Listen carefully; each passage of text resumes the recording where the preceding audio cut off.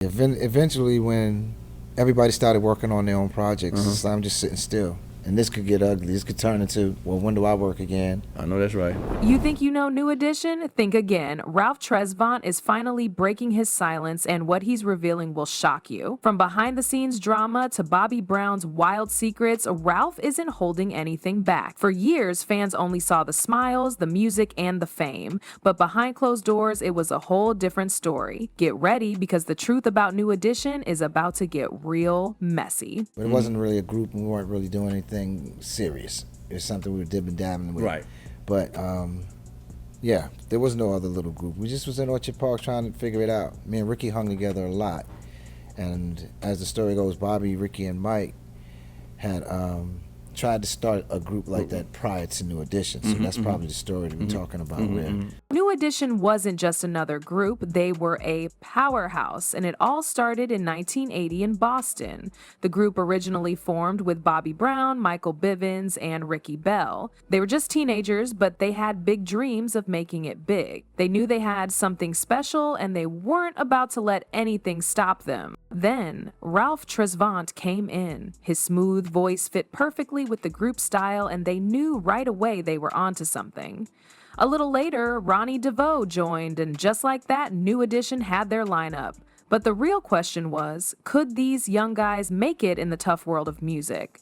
The answer came soon after. They weren't wasting any time. Their first big hit, Candy Girl, dropped in 1983, and it hit the top of the charts like a storm. The song was catchy, fun, and perfect for a crowd looking for feel-good music. Candy Girl went straight to no one on the R&B charts, and New Edition was officially on the map. It was the kind of song that made you want to dance without thinking about it. That success set them up for bigger things, and they didn't slow down. Then came Cool It Now, another hit that proved New Edition wasn't a one-hit wonder. From the album New Edition, 1984, this track was everywhere. It was on the radio, it was on TV, and it made sure everyone knew who they were. The song was smooth, catchy, and just different enough to stand out. People couldn't get enough of it. By the time they released more music, they weren't just a boy band. They were a cultural force. Their charm, good looks, and smooth moves made them an instant favorite. But they weren't just about the looks. They could sing and perform like no one else. It wasn't long before they became one of the biggest acts in the 80s, with hits that defined the decade. They were just getting started. Things were only going to get bigger for New Edition.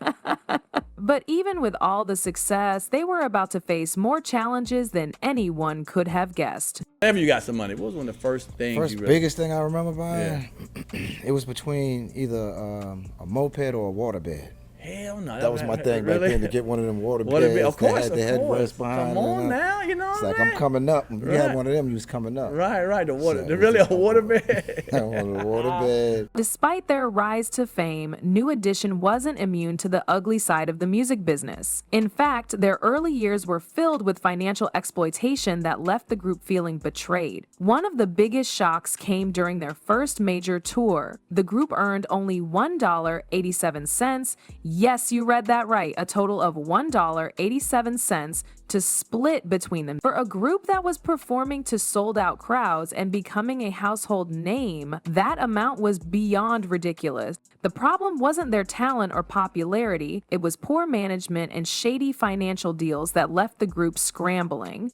Ralph Tresvant, the group's lead singer, was hit the hardest by this betrayal. When he found out about the financial mismanagement, he was furious. Imagine working your heart out, selling out concerts, and being told you earned less than a pack of gum. Ralph opened up in interviews about how disillusioned he felt. He felt betrayed by people who were supposed to have their best interests at heart. The group wasn't just struggling with bad management, there were also personal dynamics at play. The group's mothers, who had a huge influence on their careers, were part of the decision-making process. After the disastrous tour, the mothers voted to fire Brooke Payne, their choreographer and first manager. However, Ronnie DeVoe's mother voted to keep Payne because he was her brother. This complicated personal relationship showed just how much tension there was behind the scenes. All of this made New Edition realize they needed to take control of their finances. They couldn't just trust others to manage their money anymore. This moment became a turning point for the group. They did about 2 or 3 weeks in one spot, and then leading up to that, I think it was about a month. They did the rehearsals, and then leading up, it was about a 10-day stretch before the first show after that. So it was about a month and some days like that. Bobby Brown was undeniably a huge part of New Edition's early success, but his time with the group was filled with drama and tension. While his talent and stage presence were undeniable, his behavior offstage started to cause serious problems. One of the biggest issues was his erratic behavior, especially when it came to missing rehearsals and performances. This wasn't just a one-time thing, it became a regular problem. The rest of the guys in the group were putting in the hard work, but Bobby, he'd often show up late or, even worse, skip rehearsals altogether.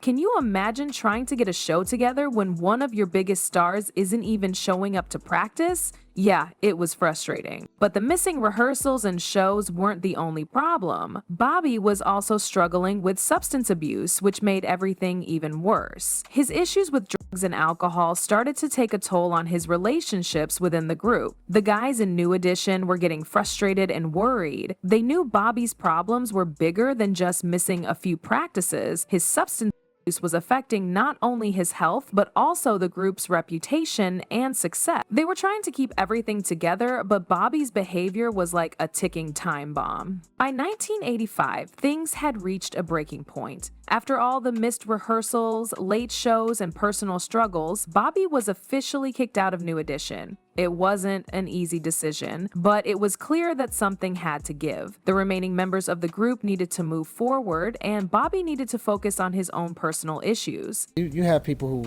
who looked at New Edition's career and the solo careers and were able to see just there was an era of music you had to grow up knowing this stuff, seeing and witnessing this music if you were black. So Ralph Tresvant's role in New Edition was way more than just being the lead singer. He was the glue holding everything together when things started falling apart. With Bobby Brown's wild behavior, missing rehearsals, skipping shows, and causing chaos, Ralph had to step up. He wasn't just there for the good times, he often found himself picking up the slack, including recording vocals for Bobby when he couldn't make it. For example, when Bobby was absent during the recording of Every Little Step, Ralph did what needed to be done. He stepped in and kept the group on track, making sure the show went on. It was a thankless job, but Ralph did it because he cared about the group's success. But despite all his hard work and sacrifice, Ralph often felt like he was in the background. He was the one keeping things running smoothly, but it seemed like no one noticed. While Bobby's solo career exploded with hits like My Prerogative, Ralph's solo journey didn't take off the same way.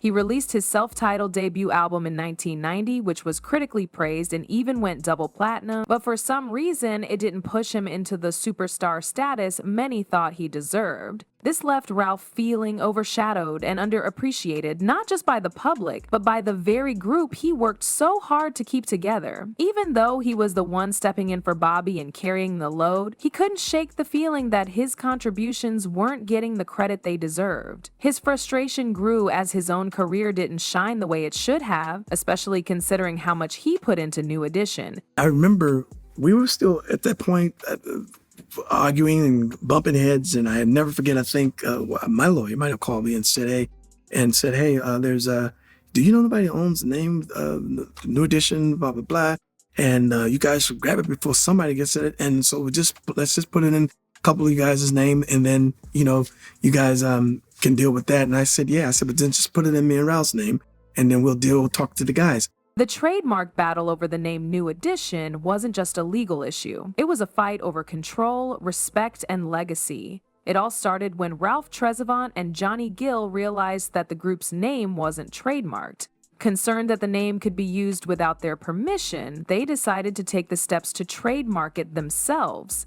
But this wasn't as simple as it sounds. The move caught the other members off guard. Bobby Brown, Ricky Bell, Michael Bivins, and Ronnie DeVoe felt left out and betrayed. They weren't consulted, and they weren't happy about it. The fallout from this was intense. Ralph and Johnny, who now owned the rights to the name, started performing together. Meanwhile, the other members formed their own group, RBRM, standing for Ronnie, Bobby, Ricky, and Mike. They began touring separately and things got messy. Tensions ran high with accusations flying from both sides. Johnny Gill later spoke out, saying the whole situation was filled with nonsense, deceit, manipulation, and lies. It wasn't pulling any punches. It was clear that the group was falling apart and it seemed like there was no way to fix things. But after years of legal battles and public disputes, something surprising happened. In 2020, all 6 members of New Edition came together to resolve the issue. They reached an agreement to share equal ownership of the trademark, finally putting the past behind them. This was a big step. It showed that despite everything that had happened, they could still come together for the sake of their legacy and their fans. They're ready to go. It's coming off the legacy tour. Sure. The culture tour. Oh. The one before that one. Okay. They were talking about it, and we sat down with a lot of people when we hit Vegas, when we hit Jersey, Atlantic City, and all that stuff. When we hit those areas, we're sitting down with all the people bringing these shows to these different areas, and they're serious about it. After years of drama and conflict, New Edition found a way to put their differences aside and reunite. Their 2022 Culture Tour was more than just a concert. It was a comeback, a chance for the group to show their fans that despite everything that happened, their bond was unbreakable. The tour kicked off with all 6 members, Bobby Brown, Ricky Bell, Michael Bivins, Ronnie DeVoe, Ralph Tresvant, and Johnny Gill, coming together again after years of tension. For many fans, it felt like a reunion with old friends. Seeing them perform hits like Candy Girl and If It Isn't Love brought back memories of the 80s and 90s. The chemistry they shared on stage reminded everyone why New Edition was so special. But while the music was nostalgic, there was more to the story. The group had been through a lot, from Bobby's erratic behavior and substance abuse to disputes over the band's name and money. The road to reconciliation wasn't easy. However, the 2022 tour proved that time could heal even the deepest wounds. The group wasn't just playing songs, they were proving to their fans and to themselves that they could overcome their past. Ralph Tresvant, who had been quiet about the group's history for a long time, decided to speak up. In interviews, he opened up about the challenges they faced, including the infamous trademark battle over the New Edition name. Ralph admitted that he had felt overshadowed and underappreciated for years, but now he wanted to set the record straight. He wanted people to know that while the group's history was messy, it was also filled with moments of growth, forgiveness, and love. The Culture Tour was about more than just selling tickets. It was a chance for New Edition to reclaim their legacy, not just as entertainers, but as brothers who had weathered the storm. If you enjoyed this deep dive into New Edition's journey, don't forget to like, share, and subscribe. Stay tuned for more stories about your favorite artists and the real-life drama behind the music. Thanks for watching, and we'll catch you in the next video.